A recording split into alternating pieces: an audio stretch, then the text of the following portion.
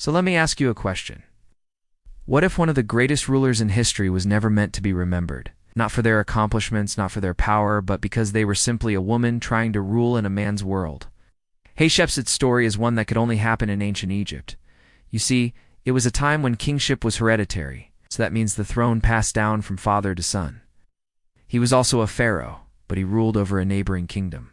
When Hatshepsut's father learned about this relationship, he was furious, but he couldn't do anything.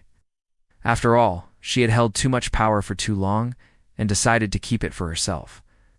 She became one of the most powerful women in history, at least in the ancient world. But why did she do it?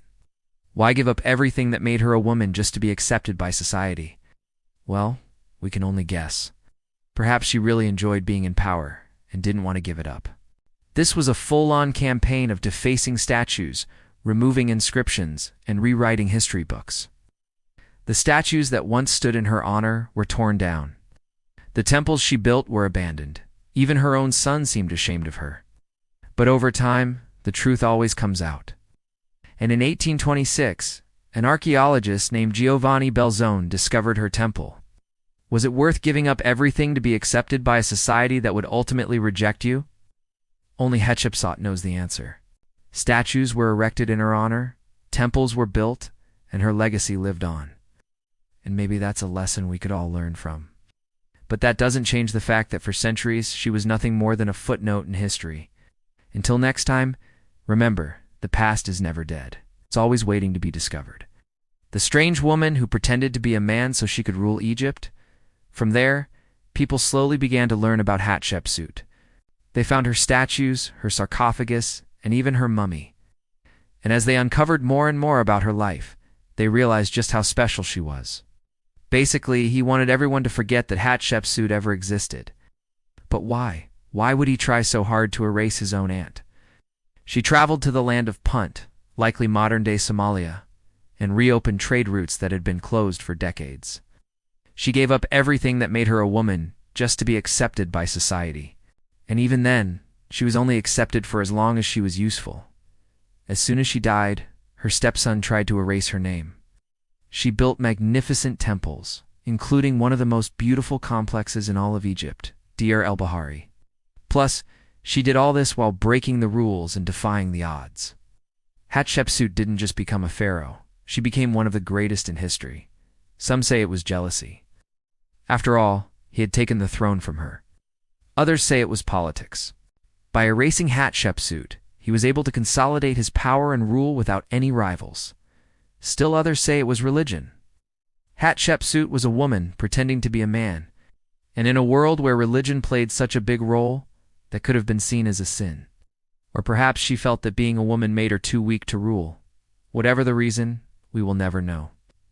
All we know is that Hatshepsut ruled as a man, and ruled like one, too.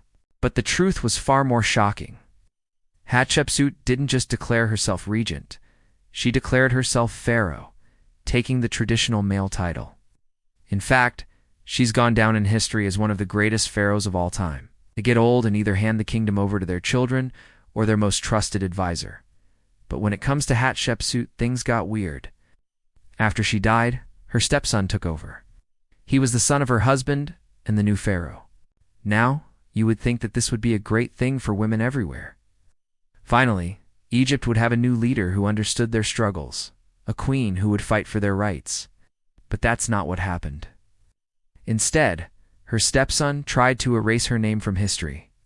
But some say greatness isn't always enough. Sometimes you need luck too, and Hatshepsut had neither. And she didn't just rule as Hatshepsut, the female pharaoh, she ruled as Hatshepsut, the male pharaoh. In fact, she went as far as wearing a fake beard and dressing like a man. She even had statues of herself built depicting her as a male pharaoh.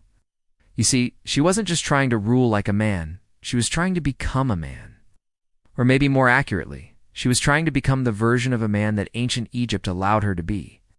These two kingdoms were technically allies, so he had to accept the marriage. And this union would join the two kingdoms and unite Egypt under one ruler. For example, when a pharaoh died, his eldest son would take over. But what if a woman had a claim to the throne? Well, there was only one answer. She could take the throne for herself. Welcome back, everyone. Today we'll meet the strangest queen in history. Part 2. The woman who became a pharaoh. Our story begins in 1507 BCE, during the 18th dynasty. At the time, Egypt was ruled by powerful pharaohs who lived in the city of Thebes. But tragedy struck when Thutmose II suddenly died. According to historians, he may have been assassinated, but we don't know for sure. With the king dead, Hatshepsut took over as regent, basically ruling as a stand-in for her young son while he came of age. It was an important role, but she was still just a woman. She wasn't supposed to make any major decisions. She was just supposed to keep things running smoothly until her son was old enough to take the throne.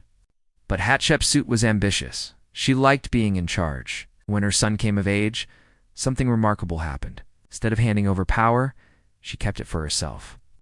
In fact, it was considered the golden age of Egypt, a time of wealth and prosperity. Hatshepsut was born into this era, and she was no ordinary woman.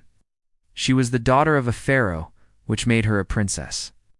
But growing up, she never imagined she would rule Egypt. You see, it was a world where only men were allowed to make decisions. Women were expected to stay home, get married, and raise children. However, Hatshepsut was ambitious.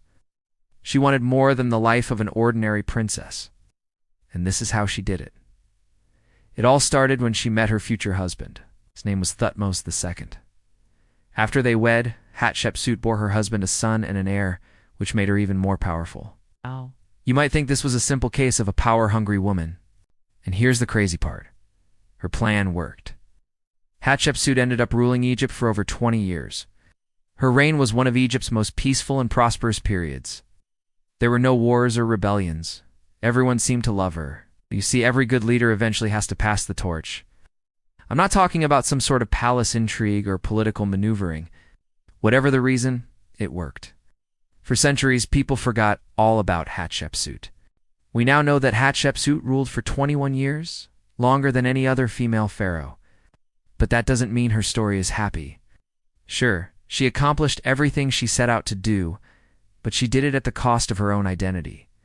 So let me ask you, was it worth it? In the end, she was finally given her due. But maybe that's not the real story. Maybe Hatshepsut didn't just break the rules, she rewrote them. Thank you for watching. If you want to help us uncover more lost history, consider supporting us.